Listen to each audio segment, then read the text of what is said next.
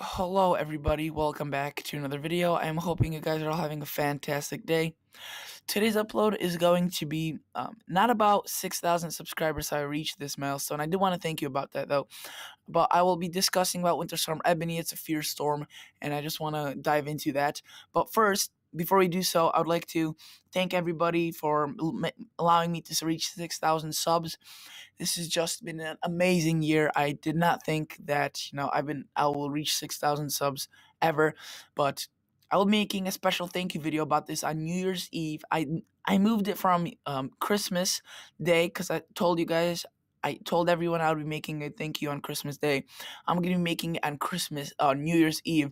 So I didn't forget, and on that video, I'll just be discussing my milestones that I hit, my predictions for next year maybe, and some of my, the past that I have reached. So thank you guys so much for being with this journey. If you'd like to enter onto this journey with everyone else, consider subscribing, and that's just an amazing thing you could do.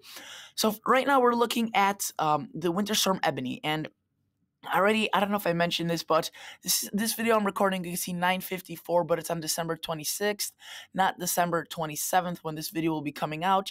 The reason for that is I have a busy day tomorrow, guys, and I just won't be able to come up with a video. But today I have time, but I don't want to release it at 10 o'clock in the evening because then it's just, I don't know if the views will be the best, and it just won't go out to as much people as it would if it went out at 10 o'clock in the morning. So that's when it's going to be out, maybe 10:30. But we could see right now that if I zoom out, actually, this storm is massive, guys. It's expanding from southern Canada, the lakes of southern Canada, Manitoba, all the way to Mexico. Maybe not completely affecting Mexico in major ways, but some rain showers in Mexico are definitely occurring right now.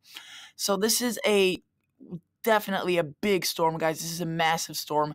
It is huge. If you look at this, it has a cold side, obviously the storm or the snow, and then a warm side, the rain.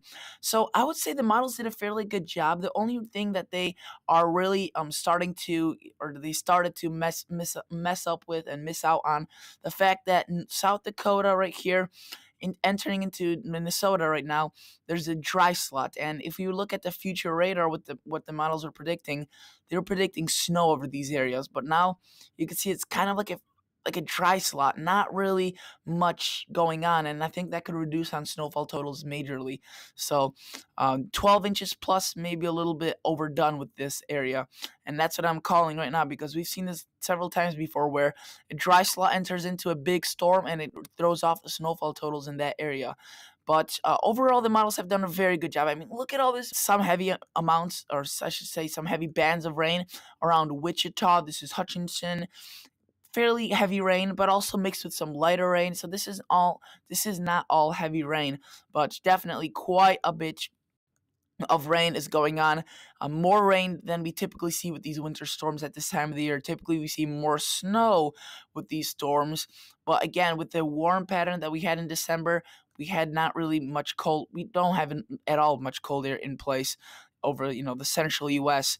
that would produce snow, but it's instead producing rain and in fact severe thunderstorms. If you look down here by Oklahoma into almost entering into Arkansas, we have a line of severe thunderstorms, damaging wind with this for sure. And we also earlier had a cold front pass through these parts of this part of Texas. It is now entering into Dallas, the Fort Worth area. If we could go through this, you could see it was right there, that little band. It was further over here, and now it has passed through. Definitely some heavy rain, lightning especially, and damaging wind. Maybe not hail and tornadoes. Tornadoes, though, there's definitely a threat. I think it's 40 to 50% chance of a tornado. But as of now, the low is sitting right here. The cold front spreading down all the way up to northern Mexico, and then the warm front all the way up here, and it's continuing to push upwards into Minnesota. The other thing I want to point out is that we are also seeing much more snow in Minnesota and much more cold air than predicted here in Minnesota, Wisconsin, and northern Iowa. If you look at this was supposed to be almost all rain at this point, but it's still snow. So there could be more snowfall accumulations for these areas. So let's quickly go to the National Weather Service. And again, I don't think I updated you guys on this, but blizzard warnings are up for many locations here. And this storm is a classic winter storm that should be occurring in the springtime, I would rather say, because these snowstorms, these dynamic systems, don't often occur in December. They typically occur around the end of the seasons where there's more moisture available and warmer temperatures. But again, with this weird pattern we have been having, these storms are occurring in the middle of the winter where, rain is all the way into central Wisconsin. Let's quickly go to the blizzard warnings. I don't want to spend too much time on these watches. I just want to show you that these snowfall amounts here are still forecasted to be fairly significant. And if you live in any of these areas, still prepare for a fairly, one heck of a storm, but don't really expect anything greater than this, I would say. Amounts like this are still probably going to happen somewhere, but I would even say a little bit less is expected due to that dry slot that is occurring right now in South Dakota.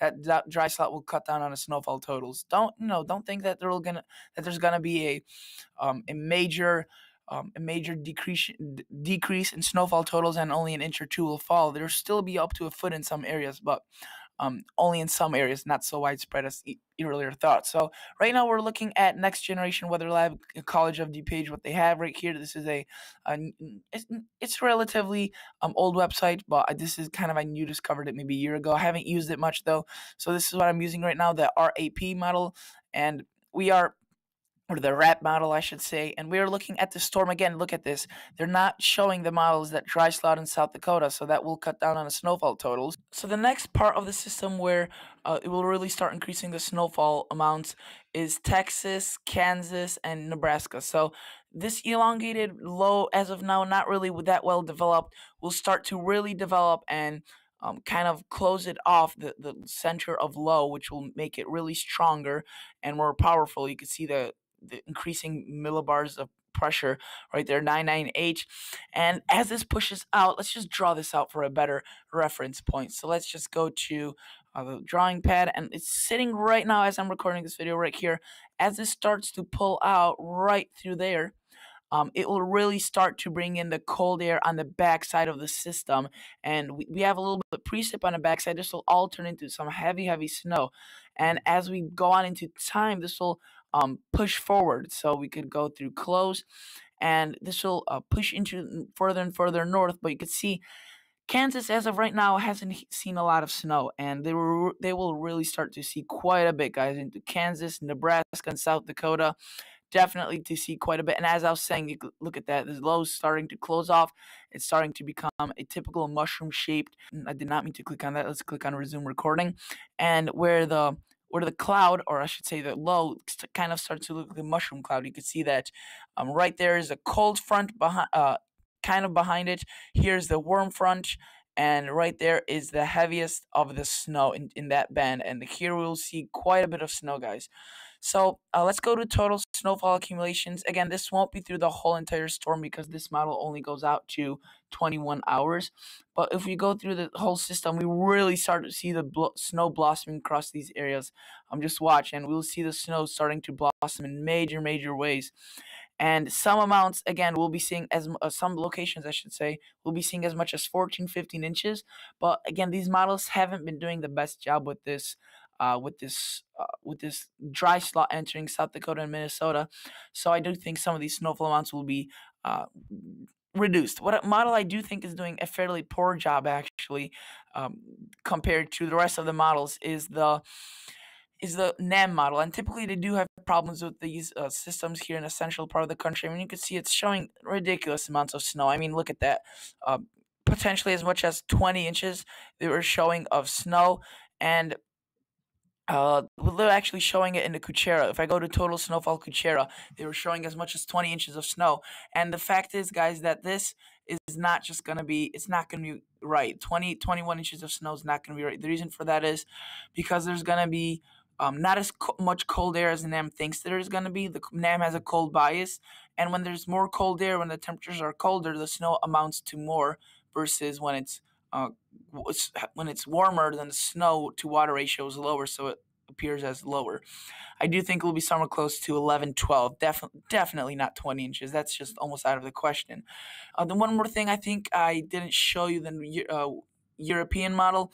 This model runs only twice a day, I should say, and the last one came out at 12 o'clock and it's 10 o'clock right now, so definitely a little bit out of, not really up to date, but still doing a fairly good job with that heaviest snow up to the north and lightest snow down to the south.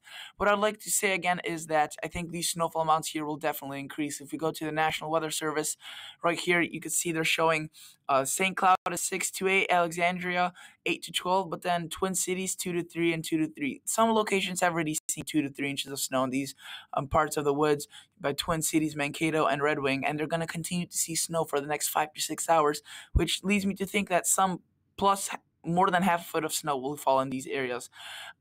In some of these areas, I should rather say, not all, but most of these areas should see more than. Some of these areas will see more than 6 inches, I think. 2 to 3, I think, is way underestimated. That is basically it for today's video, guys. I just wanted to do a quick update on Winter Storm Eboni. Again, this video will be running on December 27th, even though it's pre-recorded on December 26th. Hope that you find this information useful, and admire the awe of this storm from indoors. Don't put yourself into danger if you don't have to. And I'll catch you all guys in the next episode. See ya.